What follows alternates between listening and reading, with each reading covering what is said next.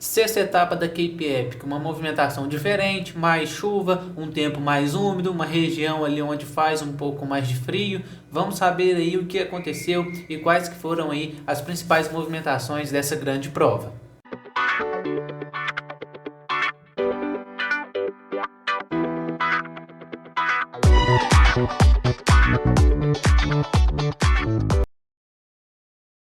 Oi pessoal, eu sou Leonardo Silva, um entusiasta da bike, e nesse vídeo vou falar a respeito aí da sexta etapa da Cape Epic, tá? Uma etapa bem dura, bem forte, tá? Uma etapa que até então era para ter acontecido em torno aí de 95 km de prova, porém, por conta da chuva aí, a organização decidiu aí reduzir um pouco a quilometragem que seria rodada nessa prova, abaixando a prova aí para os seus 81 km com cerca de 1.850 metros de altimetria.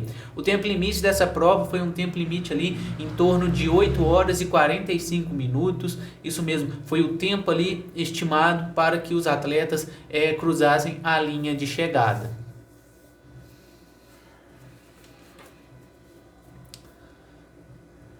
A prova aconteceu, os primeiros já 10 km de prova, assim como na etapa anterior. Falando em etapa anterior, recomendo a você que assista os vídeos das outras etapas. Tem vídeo de todas as etapas aqui da Cape Epic, tanto do prólogo, a etapa 1, 2, 3, 4, 5 e hoje a etapa 6, tá? Então recomendo que você assista aí. Vou montar a playlist aqui no canal da Cape Epic 2021 para que você acompanhe os principais resultados e algumas características aí da prova. Falei a respeito dos primeiros 10 km de prova, que foi repleto de subida, principalmente nessa etapa 6. Em algumas etapas, por exemplo, na etapa 5, se não me engano, também teve um trecho ali de subida mais íngreme, logo na largada, logo nos primeiros km de prova já teve subida.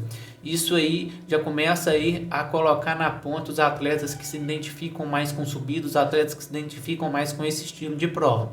A Cape Epic, por ser uma prova por etapa tão grande, exige que os atletas trabalhem mais uma estratégia, trabalhem mais aí alguma forma de performar em determinados pontos da prova, que seja no início, que seja mais no meio da prova, que seja mais para o fim da prova. Tem diversos atletas com diversas características na Cape Epic, porém sempre tem algum ali que tenta forçar o ritmo, tenta aplicar mais a sua força, mais a sua técnica em determinadas ocasiões, em determinadas situações, para tentar aí vencer a prova. Por exemplo, tem algumas regiões da Cape Epic que repleta de descida em trilho, então geralmente aí quando os atletas se deparam com essas regiões, eles já têm um script, né? Eles já têm ali toda uma visibilidade da prova, de onde vai passar, do que acontece antes de acontecer a prova, então ele já tem uma noção de qual região ele vai descer mais, de qual região ele vai subir mais.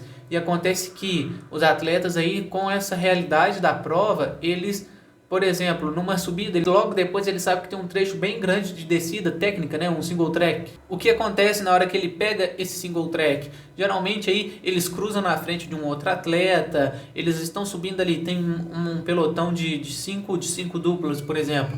A quinta dupla desce bem, quer descer bem e quer descer na frente para ter mais visibilidade do terreno, para encontrar um terreno melhor de ser descido, né?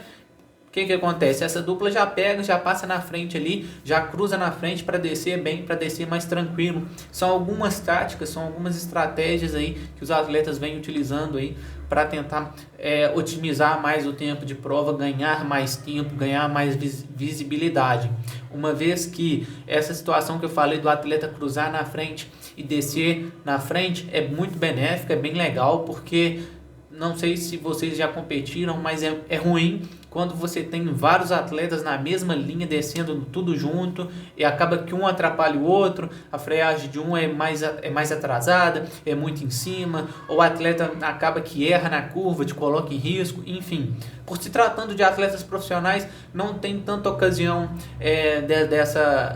nessa vertente, mas tem aí o acúmulo, né, de atletas em um espaço curto ali, então acaba que um influencia muito o outro ali. Então o atleta que desce na frente, que cruza esses trechos mais técnicos, né, esses single tracks na frente, ele tem mais facilidade ali, ele tem mais agilidade para descer com mais fluidez. A prova de hoje teve uma condição aí de muito frio, tá? Uma condição de mais chuva, teve aí uma mudança de setup das bikes, isso é muito importante. A gente viu aí alguns atletas fazendo algumas mudanças bem específicas nas bicicletas por conta da chuva, mudança de pneu, mudança de calibragem de suspensão também, isso é bem notório, tá? Eles fazem essas mudanças.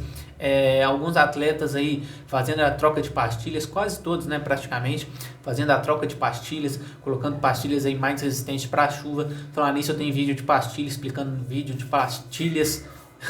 Eu tenho vídeo de pastilhas explicando aí os modelos e qual a melhor opção aqui no canal. Por se tratar de chuva, eu também tenho um vídeo específico falando a respeito de lubrificante aqui no canal. Então já entra aqui no canal, já procura o vídeo. Vou deixar linkado, vou deixar no final do vídeo aqui alguma coisa para vocês, tá? Então não perca e assista lá para você ter uma noção. Eu explico direitinho por que eles mudam, qual que são as especificações ali, tanto de pastilha quanto de lubrificante.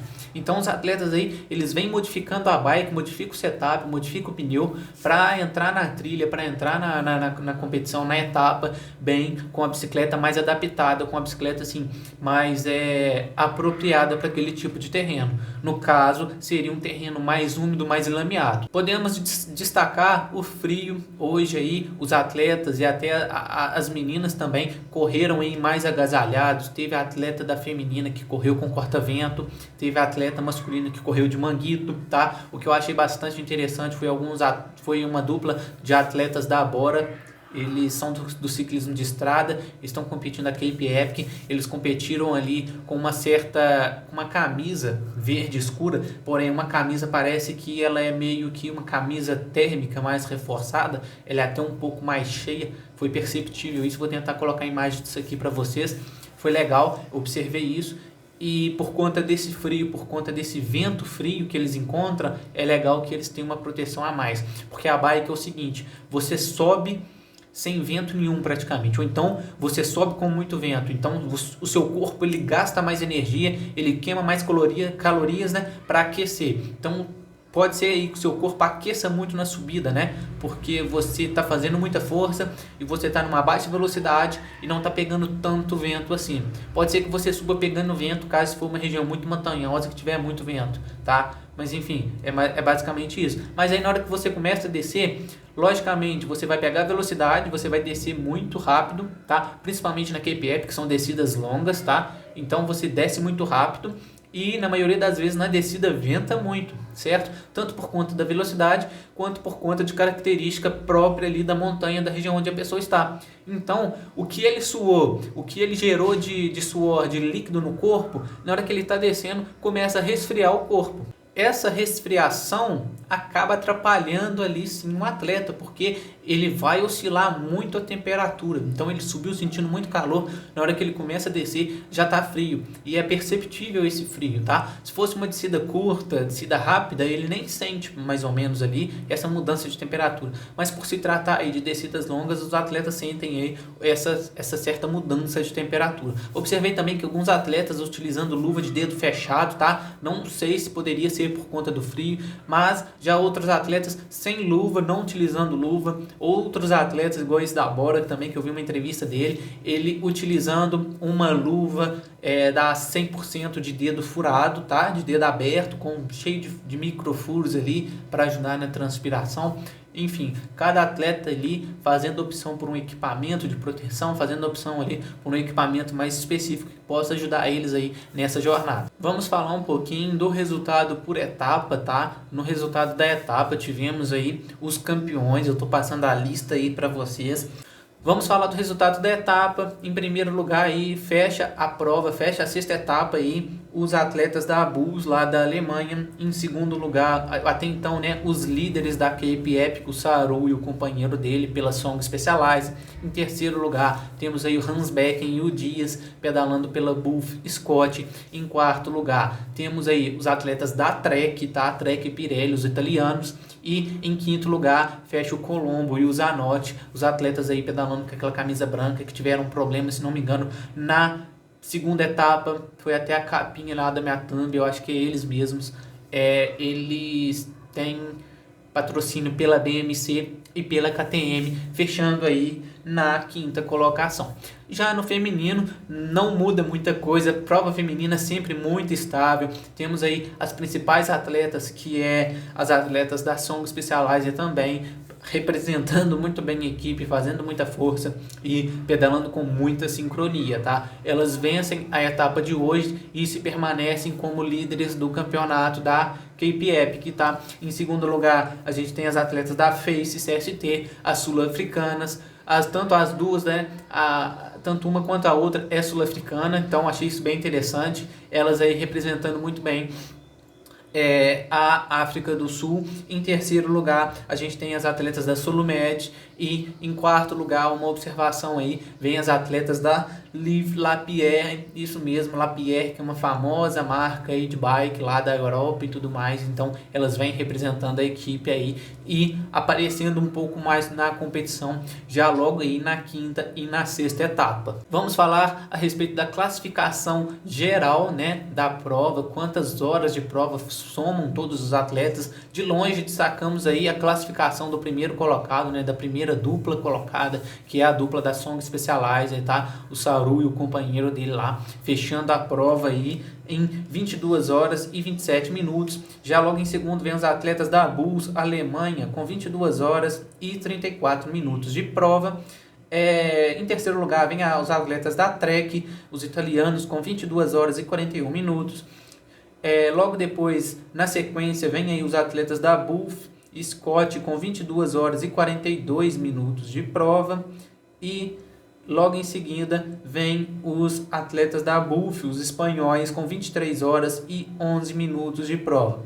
O que mais interessante aí é que o Alex Malacarne e o Saucer estão aí com uma classificação de 24 horas e 58 minutos de prova. Prova de hoje, o brasileiro Alex Malacarne terminou aí na 25ª colocação, acompanhado com seu companheiro de equipe, o Saucer.